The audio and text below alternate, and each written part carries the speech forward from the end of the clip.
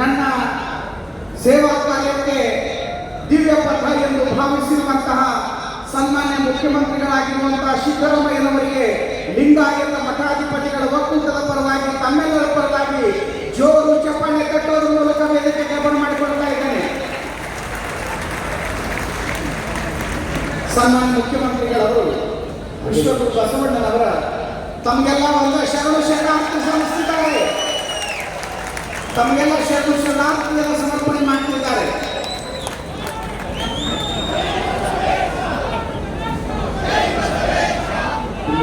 ವಿಶ್ವಗುರು ಬಸವಣ್ಣನವರ ಮಹಾಮೂರ್ತಿಗೆ ಅಕ್ಕಪಕ್ಕ ಇರೋರು ಸ್ಥಳಾವಕಾಶ ಮಾಡಿಕೊಡ್ರಿ. ಬಸವಗುರು ಮಹಾಮೂರ್ತಿಗೆ ಪುಷ್ಪಾರ್ಪಣೆಯನ್ನು ಸಲ್ಲಿಸಿದ್ದಾರೆ. ಅಲ್ಲಿ ನಮ್ಮ ಕಾರ್ಯಕರ್ತರು ಅವಕಾಶ ಮಾಡಿಕೊಡ್ಬೇಕು. ಅಲ್ಲಿ ಓಂ ಶ್ರೀ ಗುರು ಬಸವಲಿಂಗಾಯ ನಮಃ. ಓಂ ಶ್ರೀ ಗುರು ಬಸವಲಿಂಗಾಯ ನಮಃ. ವಿಶ್ವಗುರು ಬಸವಣ್ಣನವರಿಗೆ, ವಿಶ್ವಗುರು ಬಸವಣ್ಣನವರಿಗೆ, ಬಸವ ಸಂಸ್ಕೃತಿ ಅಭಿಯಾನಕ್ಕೆ, ಬಸವ ಸಂಸ್ಕೃತಿ ಅಭಿಯಾನಕ್ಕೆ, ಬಸವಾದಿ ಶಿವಶರಣರಿಗೆ. ಮುಂದಿನವರೆಲ್ಲ ಸ್ಥಳಾವಕಾಶ ಮಾಡಿಕೊಡ್ರಿ. ಹಾಗೆಯೇ ಈ ಕಾರ್ಯಕ್ರಮದಲ್ಲಿ ಮುಖ್ಯ ಅತಿಥಿಗಳಾಗಿ ಪಾಲ್ಗೊಂಡಿರುವಂತಹ ಸನ್ಮಾನ್ಯ ಶ್ರೀ ಎಂ.ಬಿ. ಪಾಟೀಲ್ ಸಾಹೇಬರು ಕೂಡ ತಾವೆಲ್ಲರೂ ಜೋರಾದ ಚಪ್ಪಾಳೆಯ ಹಾಕಿ ಅವರನ್ನ ಈ ಒಂದು ಮುಖ್ಯ ವೇದಿಕೆಗೆ ಬರಮಾಡಿಕೊಳ್ಬೇಕು.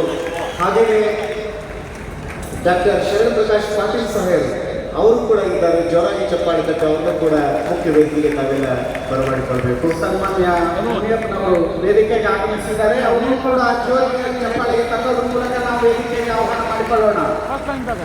ಮುನಿಯಪ್ಪನವರು ಆಗಮಿಸಿದ್ದಾರೆ, ಸಚಿವರು. ಅವ್ರನ್ನೂ ಕೂಡ ನಾನು ವೇದಿಕೆಗೆ ಆಹ್ವಾನ ಮಾಡಿಕೊಳ್ತಾ ಇದ್ದೇನೆ. ಮುಖ್ಯಮಂತ್ರಿಗಳ ಕಾರ್ಯದರ್ಶಿಯಾಗಿರುವಂತಹ ನಜೀರ್ ಅಹಮದ್ ಅವರು ಕೂಡ ಚಪ್ಪಾಳೆಯೊಂದಿಗೆ ಅವರನ್ನು ಕೂಡ ತಾವು ಬರಮಾಡಿಕೊಳ್ಬೇಕು. B.R. ಪಾಟೀಲ್ ಅವರು ಆಗಮಿಸಿದ್ದಾರೆ. ಅವರನ್ನು ಕೂಡ ವೇದಿಕೆಗೆ ಬರಮಾಡಿಕೊಳ್ತಾ ಇದ್ದೇನೆ. ಆತ್ಮೀಯರೇ, ಬಹುದೊಡ್ಡ ದಿವ್ಯ ಕ್ಷಣಕ್ಕೆ ನಾವು ಸಾಕ್ಷಿ ಆಗ್ತಾ ಇದ್ದೇವೆ.